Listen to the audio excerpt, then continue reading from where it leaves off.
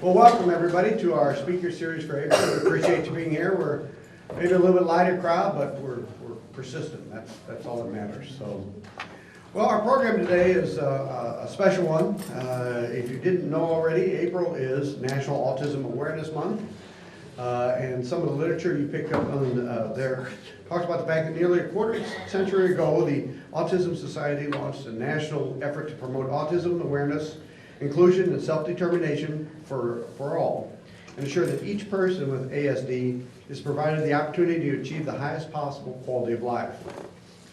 Autism spectrum disorder, or ASD, and autism are both general terms for a group of complex disorders of brain development. These disorders are characterized in varying degrees by difficulties in social interaction, verbal and nonverbal communication, and repetitive behaviors. In 2013, all autism disorders were merged into one umbrella diagnosis of ASD. Previously, they were recognized as distinct subtypes, including autistic disorder, childhood disintegrative disorder, pervasive developmental disorder not otherwise specified, and Asperger's syndrome. ASD can be associated with intellectual disability, difficulties in motor coordination and attention, and physical health issues such as sleep and gastrointestinal disturbances. And some persons with ASD excel in visual skills, music, math, and art. Well, our speaker today is well versed in the field of autism. Mardell Moeller Granger is a speech-language pathologist for the Steelville, Illinois School District. She received her bachelor's and master's degree from Southern Illinois University in Carbondale, Illinois, and she obtained a certificate of clinical competency from the American Speech Language Hearing Association. She holds licenses in Missouri and Illinois, as well as an Illinois teaching certificate. Mardell has almost 30 years of experience in the field of communication disorders and sciences, and during this time she has provided therapy to numerous individuals on the autism spectrum. When the state of Illinois began the Illinois Autism Project for training regional autism teams, she was one of the first trainers of trainers. Mardell has seen a lot of changes in the field of speech-language therapy, including the area of autism, and she finds working with children with communication disorders very rewarding, and she enjoys sharing her stories with others. So would you please help me welcome Mardell Moeller Granger.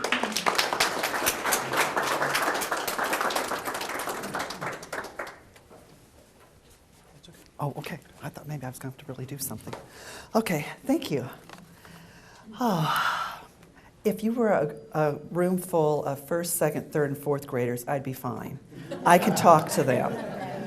But to have adults, it's like, oh my gosh, I've got to talk to these people and try to look intelligent. So I thought, well, I could take my glasses off, because if I can't see you, then maybe you can't see me. But then I can't see my notes. And then I thought, oh, maybe we could turn the lights off, because I really can talk in the dark, but then I can't see the lights. And so that none of you will be upset, I am not going to picture any of you in your underwear. I just want you to know that. I don't go there. And hopefully you won't picture me either. But I just want you to know I'm color coordinated. So April is Autism Awareness Month, and May is Better Hearing and Speech Month. So I just love to talk. There is a saying that you don't give a microphone to a speech-language pathologist, because we can talk all day long. And there's a lot to talk about, but I'm going to limit it to autism. It's not just National Autism Awareness Month, it is global. And last week, Thursday, was Autism Awareness Day, where everyone was asked to wear blue, and blue is the color for autism. And there were different landmarks and things that were bathed in blue lights in order to bring awareness to people. I've seen a lot of changes.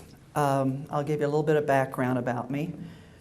My first job was for a construction company, so I don't take anything off of anybody. I'll just let you know that I was the only female, so don't try anything with me, because I'm not going to deal with it. Then from there, I went and started working at Chester Mental Health Center, which is a maximum security mental health facility in Chester, Illinois. I'm from Chester. And while I was there, I had a wonderful boss who said, you need to go back to college. And then I married a wonderful man who also said, you need to go back to college. And so I did, and I went into the field of communication disorders and sciences. And then I started working at mental health in that field. It wasn't quite what I wanted. I didn't think that I was really, that was the niche that I wanted. And I had a friend that had called me from Cape Girardeau, and there was a job opening at Southeast Hospital in Cape Girardeau for speech pathology. And she said, why don't you think about it? She said, I'd really like for you to come down here and work with me. And I was thinking about it. Now, my husband had just decided to start working on his doctorate. So we were already down to one paycheck, you know. Did I really want to leave the state of Illinois paycheck because the pay was good and the benefits were better, though of course now they're trying to take all that away from us, but that's just another side note. And but I thought, no, I really kind of like that. And then one day, one of the patients came into my room, and I'm working with him, and he said, Miss Mardell, I don't know why I got to talk good. I'm always going to be locked up. I thought, well, he's right. Doesn't matter if he can talk good or not.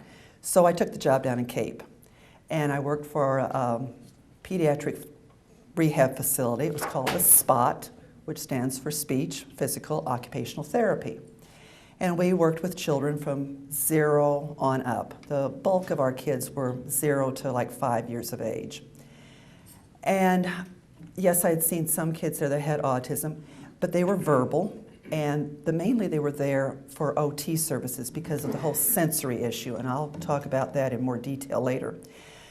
And finally I got this one little boy. His mom brought him in, and she had just gotten the diagnosis of autism. She was not handling it well at all, and she didn't like the term. She thought they could call him something else, but no, he was autistic. And so she's bringing him in, and she's crying, and, you know, she just doesn't want this, and blah, blah, blah, you know. And he's nonverbal. He's not saying a thing. So she didn't want the other speech pathologist to work with him because that one was too young. She was just in her early 20s. What did she know about working with kids? So the old gal here, she got him. And the little guy didn't say a word. He didn't pay attention to anybody. And one day he came, and of course I'm talking with him all the time. And he came in one day and promptly stomped on my foot. Well, I didn't say what I was thinking, but it's like, okay. And Mom says, oh, you know, we don't step on people's feet. That's not nice, you know. And he just didn't look at me. He stepped on my foot again. I thought, okay. So we did some work, and then when he left, he stepped on my foot again. Finally, it dawned on me, I think he's communicating. He's wanting to say hi, and he's trying to say bye, and he knows if he steps on my foot, I'll talk to him. And so I did.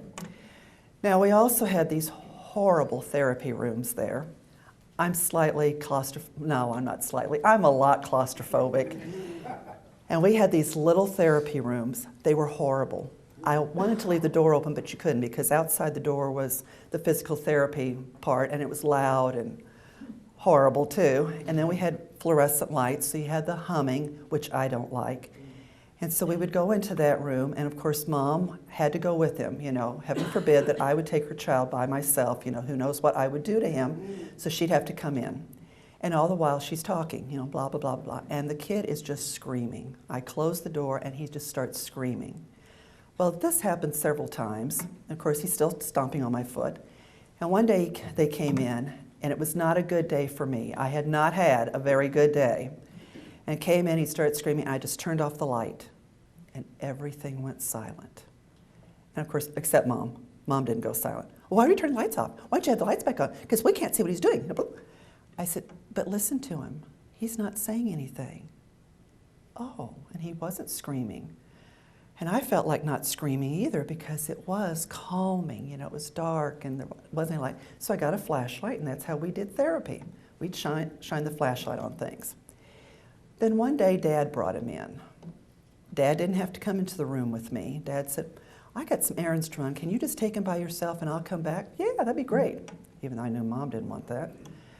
And the little guy came in with me, and of course he was still stepping on my foot, but then I would just put my foot on top of his and I would say, hi, how are you, you know?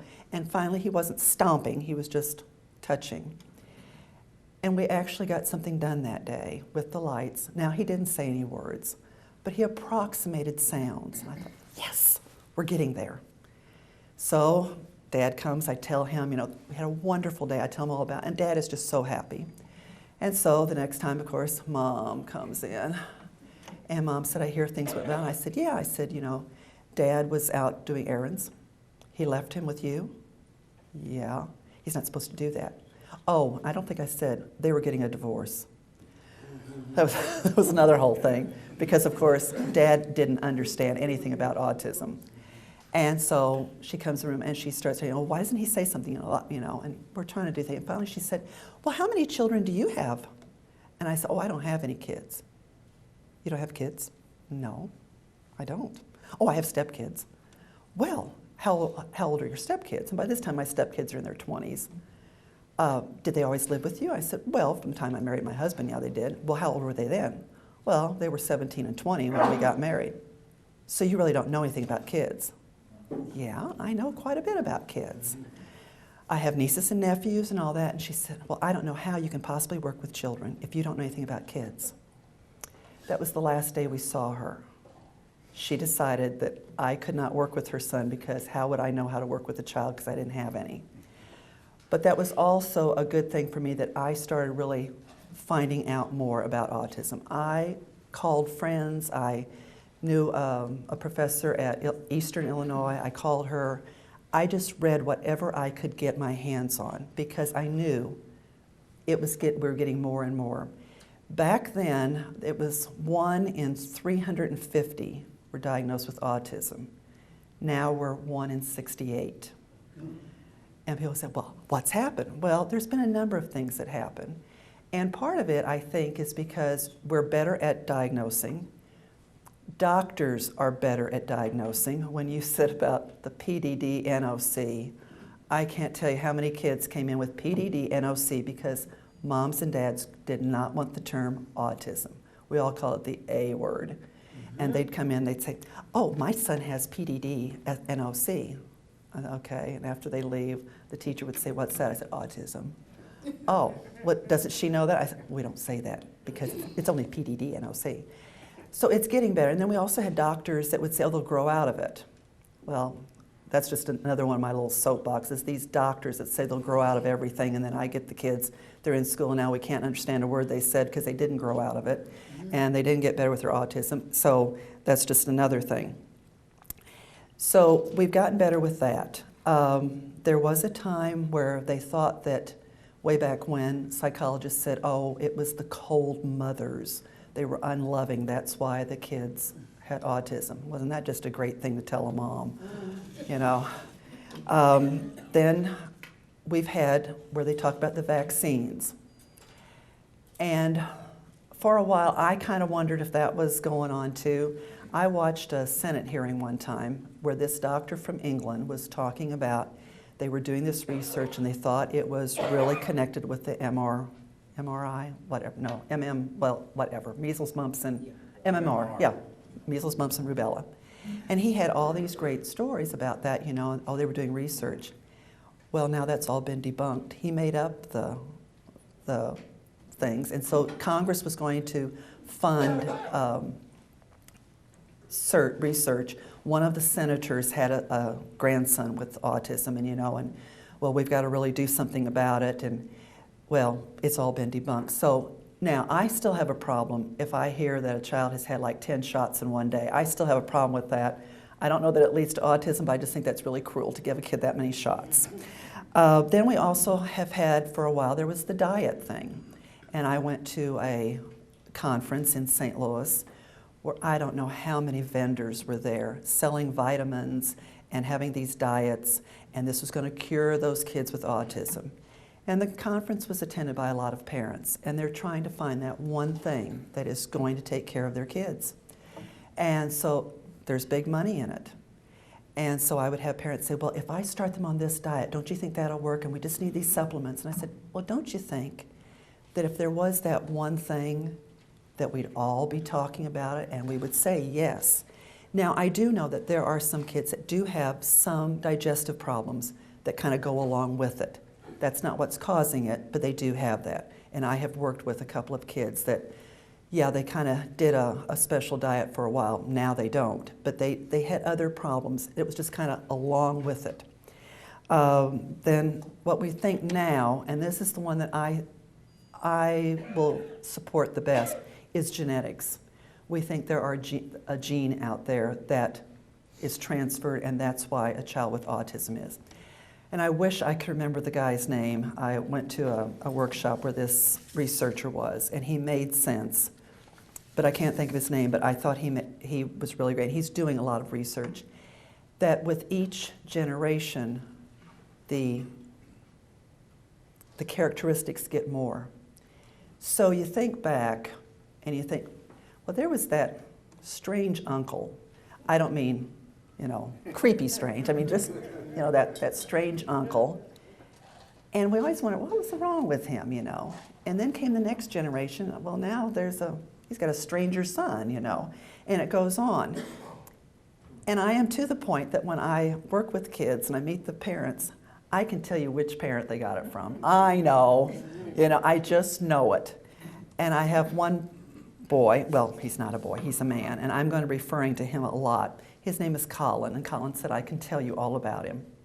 And not too long ago, Colin is now in his 20s, but he said, Mardell, he said, I just want to ask you a question. He said, don't you think my dad has autism? I said, yeah. Okay, he said, I know it's not Mom. He said, Mom is just too normal. I said, yes, you're right. He goes, and he said, what do you think about my brother? Well, now, I think his brother really has it, but he never got the diagnosis. And Mom would always say, oh, I'm just so glad not both boys have it. Well, his brother is way weirder than what Colin is, but it's just a different kind of weird, so we don't talk about it. But I have to tell you about Colin. I mean, well, he's just one of my loves, and Colin is now in his late 20s. I started working with Colin when he was going to go into 4th grade. I was at the middle school, that was one of my buildings, for this one school district. Oh, I had left Cape when we had the flood of '93. I got my butt back over in Illinois instead of trying to get to Missouri and back, And so I started working for a school district close to Chester. And so anyway, Colin was going to come into 4th grade. He had been at the primary building, and the speech path there and I would always get together every summer to let me know what kids I was getting and what they were doing. And she said, okay, now Colin has autism, and these are the things that he does, She goes, oh, and he wears a whistle. I said, well, now that's a different piece of jewelry, And I said, well, why does he wear a whistle? She goes, well, when things get to be too much for him or the kids are too loud, Colin blows the whistle, and then they all know to be quiet. I thought, I don't think it's going to go over in middle school, but we'll see, So I have to find the teacher that I think that he'll do the best with, and I have 4 4th grade teachers to pick from.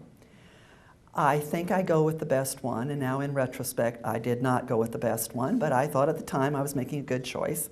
So I told her about Colin. I'd like for her to have him. Oh, I don't know anything about autism. I said, well, we'll work on this together. I said, oh, by the way, Colin wears a whistle.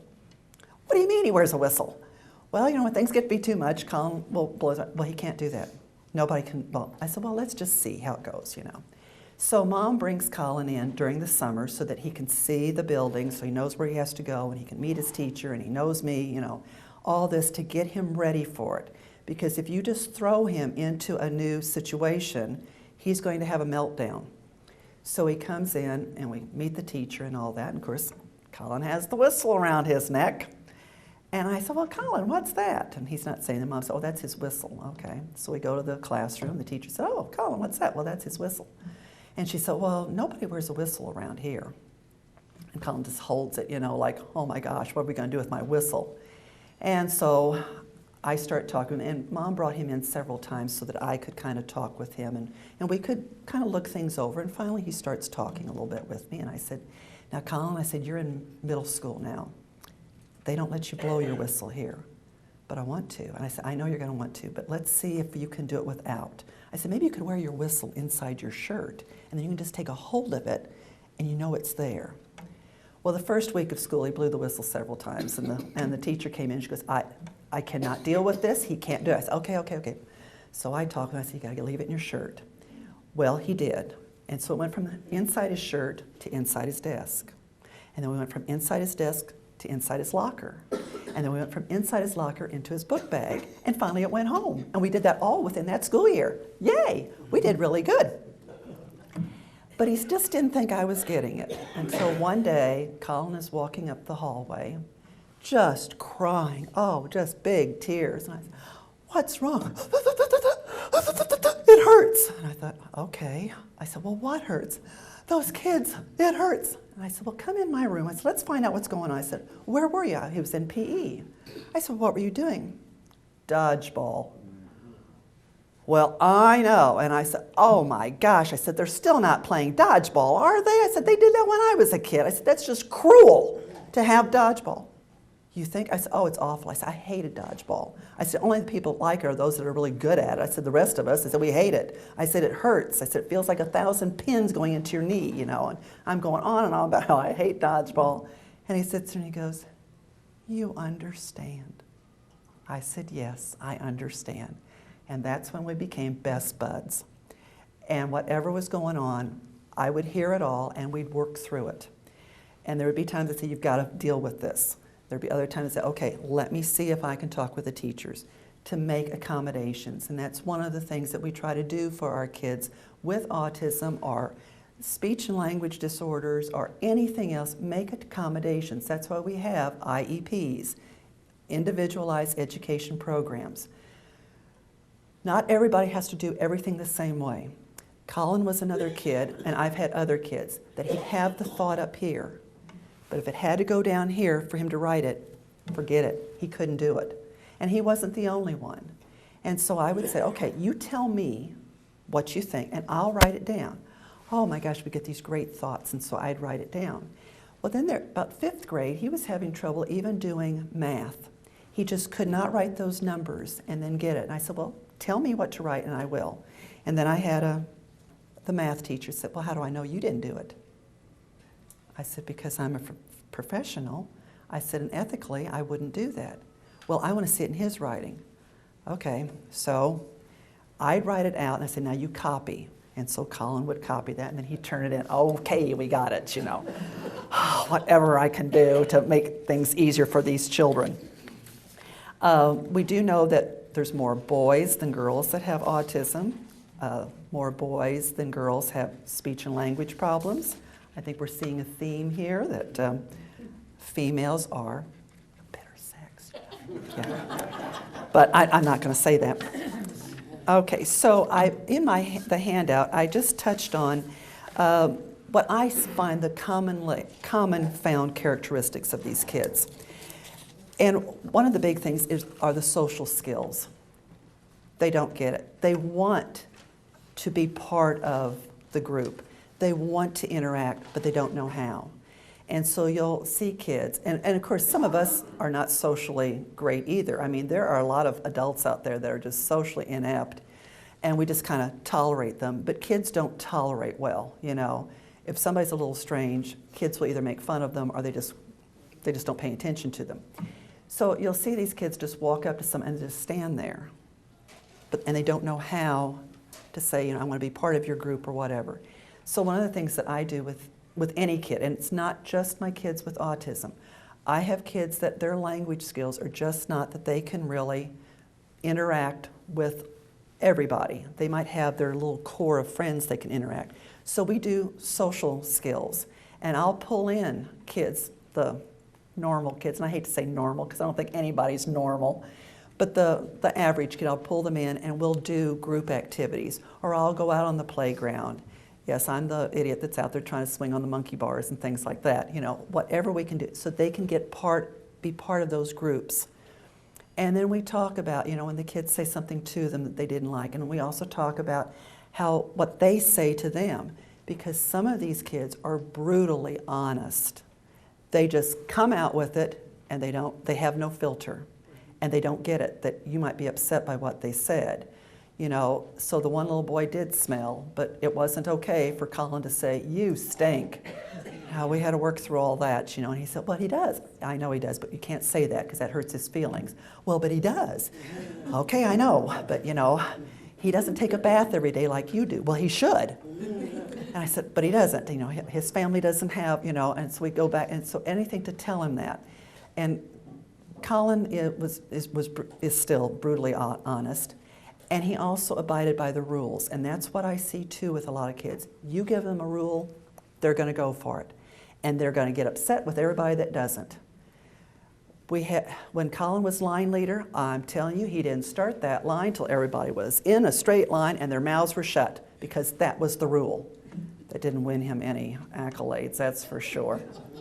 And of course, getting in line is just horrible anyway. I had one kid that they'd put him at the back of the line and he'd just bounce all the way down the hallway.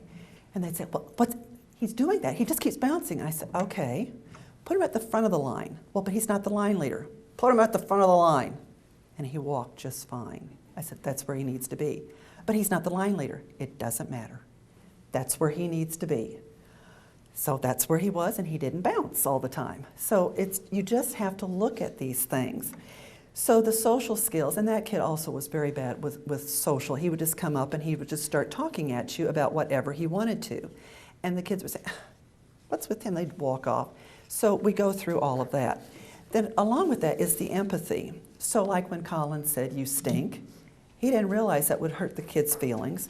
So then we do a lot of role play. Okay, if somebody told you you stank, how would you feel? Well, I wouldn't like it. Exactly. He doesn't like it either, but he does.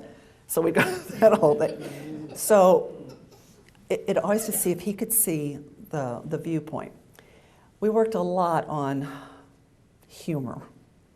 When I first started working with Colin, he was just as sober as could be. Very little smiles, you know. And of course, I like to cut up quite a bit. I have fun in my job, I really do. And I would say jokes, you know, and finally he'd get to the point where he'd say, oh, was that a joke? And I said, yes, it was. Oh, ha, thank you, thank you. You know. By the end of 4th grade, his mom called me one day and she said, thank you. And I said, what? She goes, Colin laughed at one of my jokes. I said, yes.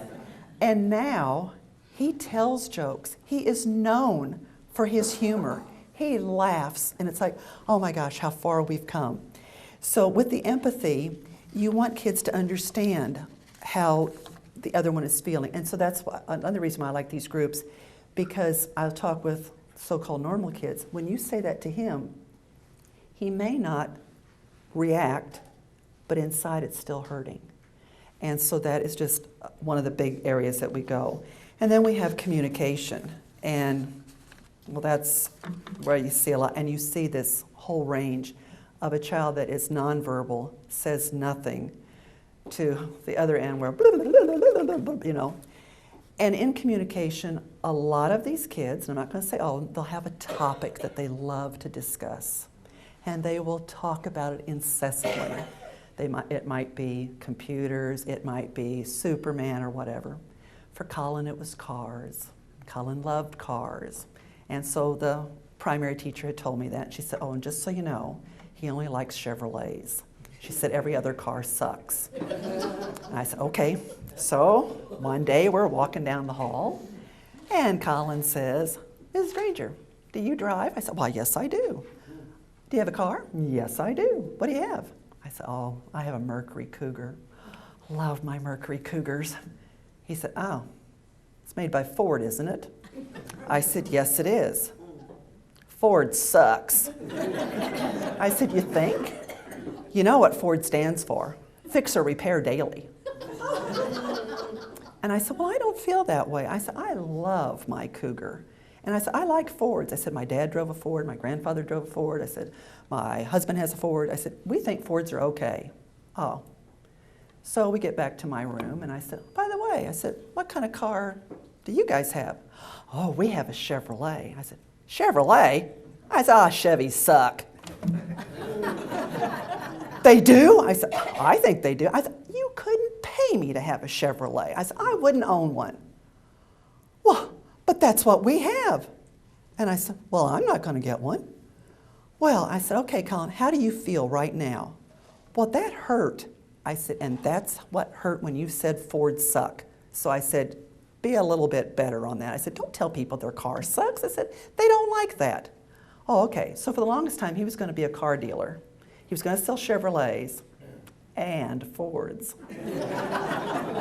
And Mrs. Granger was going to get a Ford.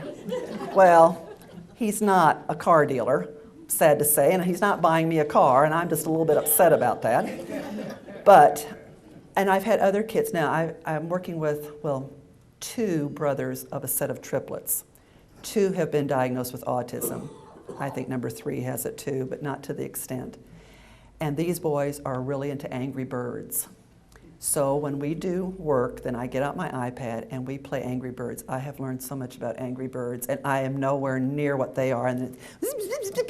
But they are into that. And so they know that if they work, we're going to do Angry Birds, and they will tell you all about it, and they have certain movies that they'll tell you all about, and they can recite things from those movies. And that's another thing. If a kid does not have their own speech, some of them will have echolalia. They'll say exactly what you say, or they'll come in and they start creating a whole scene from a movie. And Colin still, to this day, has certain scenes that he likes to talk about. He'll say, oh, remember they said this and this and this. You know, I can remember some lines from movies, but I can't remember the whole dialogue, but he can. So that's another thing that we look at. And so then it's to, okay, how am I going to get this kid to communicate? So for some kids, maybe we can do PECS system, and PECS is Picture Exchange Communication System. And so we get pictures, and you start out with they get a couple of choices, and you find something they really like and something they don't like. And so you put it out there, and they have to choose, and whatever they choose, they're going to get that item. And when they keep getting the thing that they don't want, they quickly learn, oh, I need to do this. And then it just goes on from there. Then you go to more, and then you go to a sentence strip, and then they have a book. And so that works. And some people don't want to give the kids PECS. They say, well, then they'll never talk. But what happens a lot of times, that is the precursor to speech. And finally, they don't want to carry the book, and they can start talking.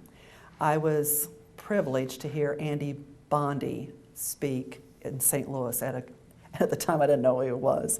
I didn't know he was important. I even had lunch with him. I sat at the table with him, and he's talking about this system, and I thought, well, that really sounds interesting. And it's like the next month or so, I get this flyer, and it's like, oh my gosh, I had lunch with Andrew Bondi. I hope I didn't look like an idiot, you know. And so he is a big proponent of that. Now again, training is pricey. Everything has a price, but he isn't really pushing it. But it's a place to go. The iPads now are just wonderful. There are a lot of communication programs on there. There are communication devices, and some kids do need that. Those are really pricey. You have Dynavox and Toby, and they are thousands, and sometimes it doesn't work. So what I like now with the iPad is that you can start with an app that is reasonably priced, and you can see is that going to work, and they could always lead to something else.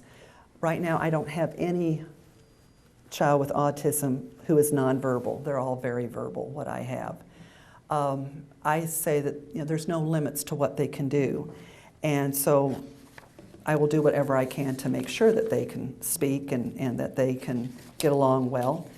And then the big thing, and this is the thing that I find the most, is the sensory issues. And I'm a big sensory person myself, so I think I'm on that spectrum a little bit. And I did have a couple of funny uncles, but anyway.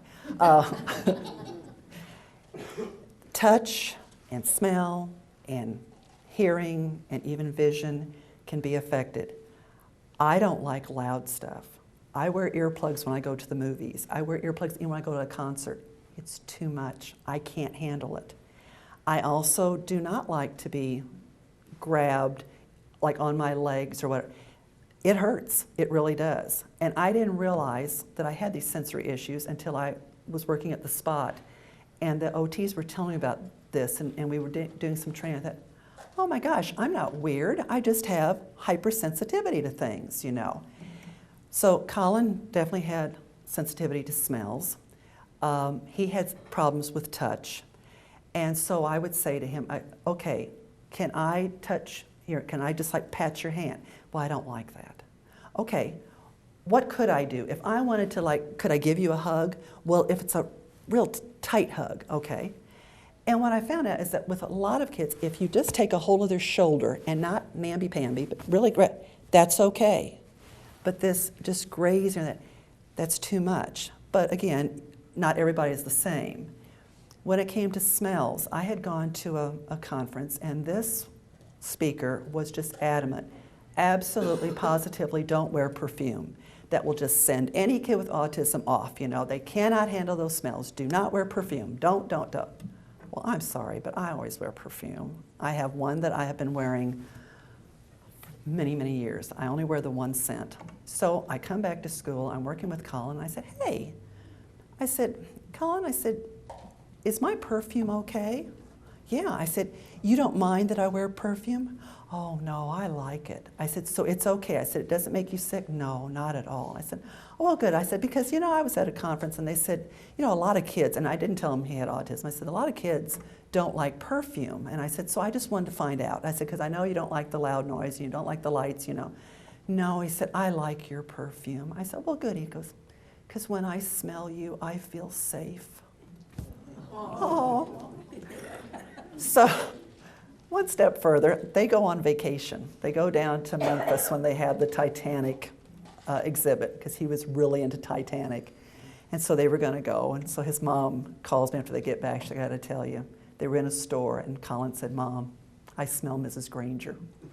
She said, well, she's not here. He goes, I know, but I smell her. I can smell her in this store. And she goes, well, but Colin, I don't think she's here. Can I go find her? She goes, okay. So he went up and down the aisles, and then she told her, she said, now, if you find somebody that smells like Ms. Granger, don't say anything, don't touch, just, you know, okay. And so she said she comes up this aisle, and there stands Colin going. The woman had on my perfume, and then they left, you know. So, okay, so Mama told us I was all ready for him, and he comes in, you know, and I said, well, how was your trip, you know, and I mean, I'm hearing all about the Titanic, and did you know this, and did you know that, and blah, blah, blah, blah, you know, and he has gifts for me, you know. It's a great trip for him and for me. And then he said, Mrs. Granger, I smelled you while I was gone. I said, oh, really? I said, but I wasn't there. Yeah, but somebody was wearing your perfume. And I said, oh, well, that's nice. I said, what'd you think? And he goes, it was nice to smell her, but then I just missed you so much, and I was just so glad we were going to go home. I said, oh, okay, all right. So that's, and like I said, with the lights, I have trouble in my classrooms. I don't like the lights.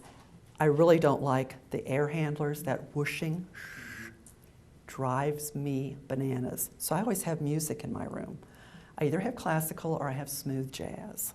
And so it's very calming in my room. And I will have kids that are not even my speech kids come in and say, can we just sit here for a while? And so, yeah, come on in. I don't mind. And I'll say, why do you want to sit in here? Because it's so calm in your room. We really like it in here. And it smells good. Thank you. So when I was at another school, of course, I had speech outside of my room. And one day this kid came who I knew was causing problems. And he came to my door and he said, speech. He said, does that mean talk? And I said, yeah. He goes, so can I come in and talk? I said, sure, come on in. So he sat down. I said, how are things going? Well, he was just having a bad day. He goes, can I just sit here? I said, I don't have a problem with that. I said, go ahead. I said, I'm going to keep on working. Okay. Well, the vice principal came by and he goes, oh, what's he doing here? So he says to the kid, why are you in here? He said, did you see that sign? He said, yeah. He goes, that means you can talk. I can talk to Mrs. Granger. She said it's okay, and I can just sit here. Okay, but your teacher wants to know where you are, because he had just left the room. And so I said, it's okay. So anyway, when he was calm, he left. He was never one of my kids. But if he would get having a bad day, and it was always with the same teacher, he would just get up and walk, and they knew where he was going to be, because he would come to my room. Now, I worked in that building like 3 days a week. So the days that I wasn't there, they found him just standing there by my door. And he'd calm down, and then he'd go back. So and he wasn't even diagnosed. So that's the thing with sensory issues. And, you know, you want to really look at that. And so when I see kids freaking out, okay, what's going on? What is causing this? What can we do to help? And that's the thing I think that we need, even for any kid. We need to know what we can do. And if I can run interference for them, I will. I am their biggest advocate. I do what's in the best interest of the child. I'll fight to the death to get what my kiddos need. I am the mama bear when it comes to my kids, and most of them know that. And administrators know that too.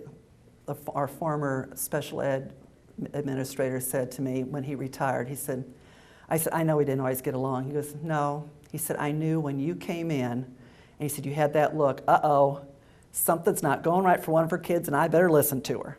And that's what I do.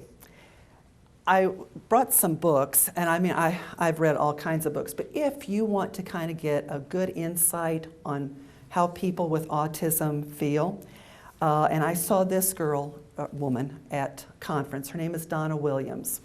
And the first book she wrote was Nobody Nowhere, and the second one was Somebody Somewhere. And she talks about what she went through. And she was really cute when she presented. She said, okay, now you all know I have autism, and there's going to be times I might have to stop and flap. And if I do, you know, I'm getting a little overwhelmed. And she'd stop talking, she'd go, okay, and then she'd go on talking. She just had to get rid of that. So hers is really good, and I'm sure most of you have heard of Temple Grandin. You know, she's like the big autism guru, and she has it. Now let me see which one it is that, okay. This one I like the best. It's Thinking in Pictures. This is her other one. It's called Emergence, Labeled Autistic. She goes a lot into the cow chutes because she's into that, and that is that deep pressure. And a lot of our kids, they need that.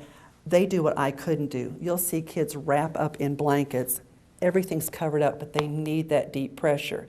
I, of course, would die because that's claustrophobic for me, but that's what they need, so we need to provide that. Also, these bumpy cushions that they can sit on, it gives them stability. I couldn't take it, it bugs me, but it's finding those things. And so that's what we kind of look for. In our meetings, we do that. And then the other thing is talking with the parents and asking them, what do you see your child doing down the road? When your child is in his 20s, what do you want to see?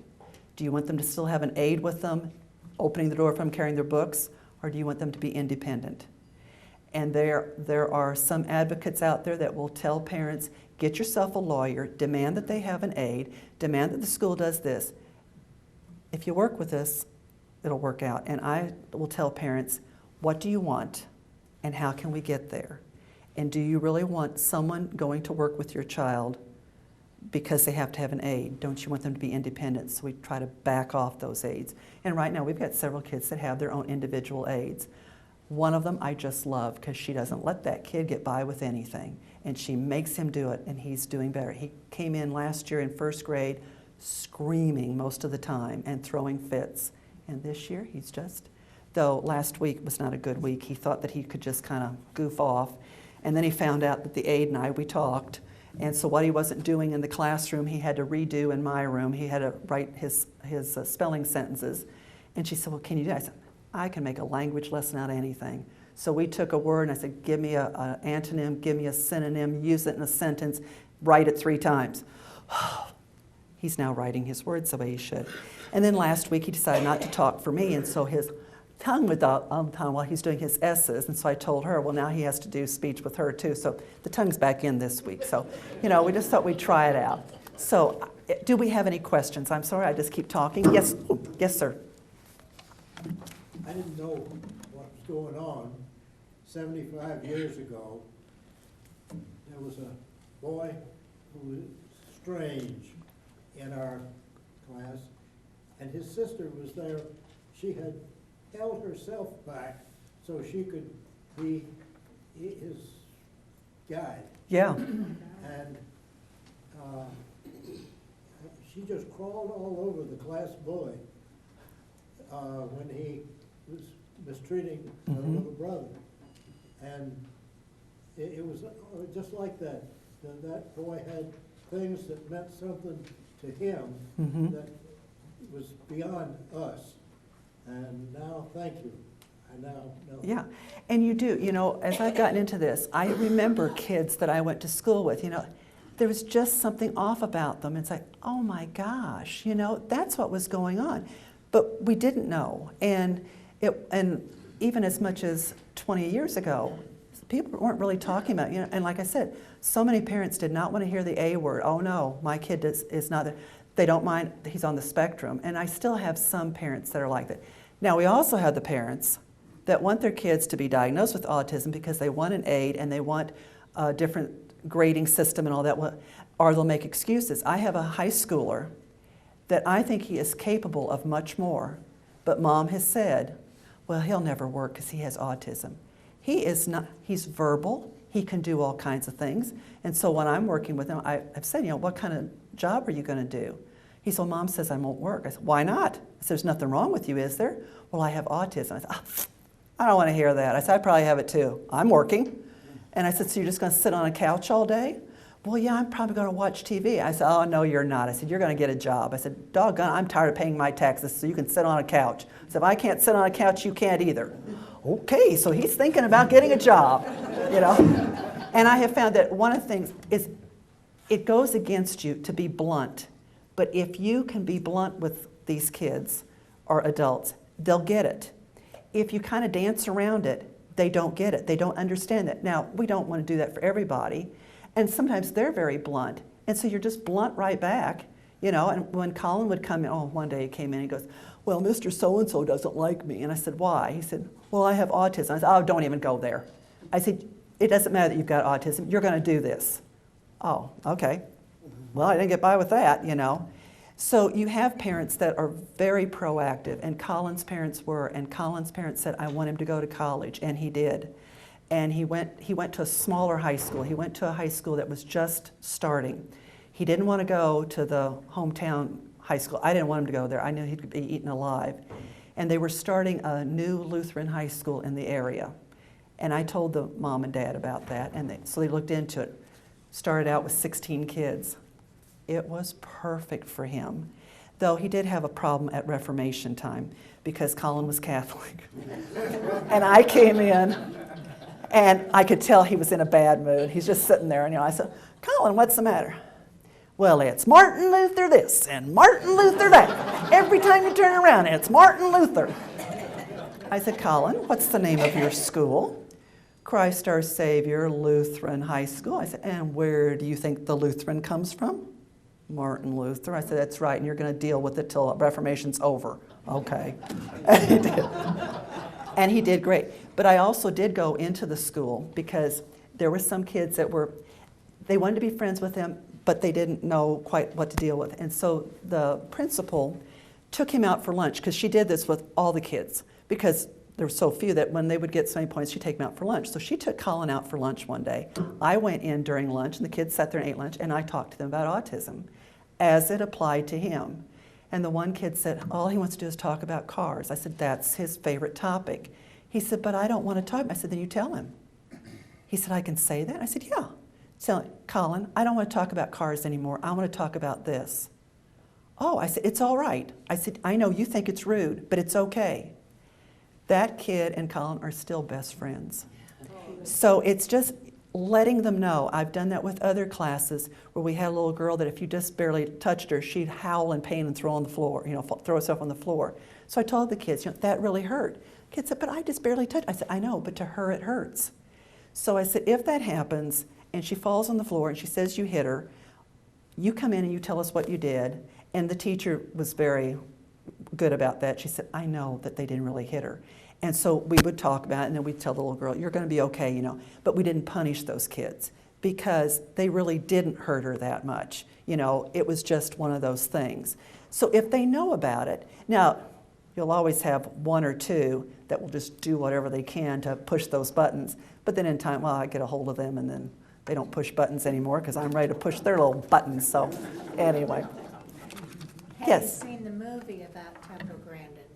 No, I have not, and I want to. I've watched it 3 times at least. Oh, I have heard her speak, Yes, but I have not seen the movie, and that's on my list of things that I want to see. Yes, yeah, Excellent. yeah.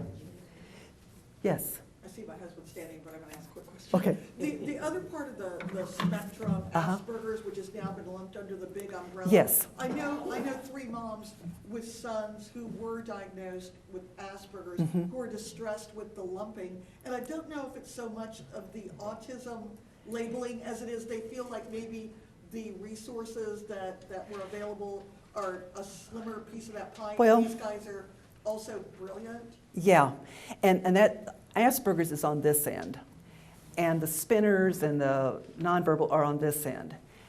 And I know that I have come across parents that, oh, my kid has Asperger's, so they're better than that poor kid, you know.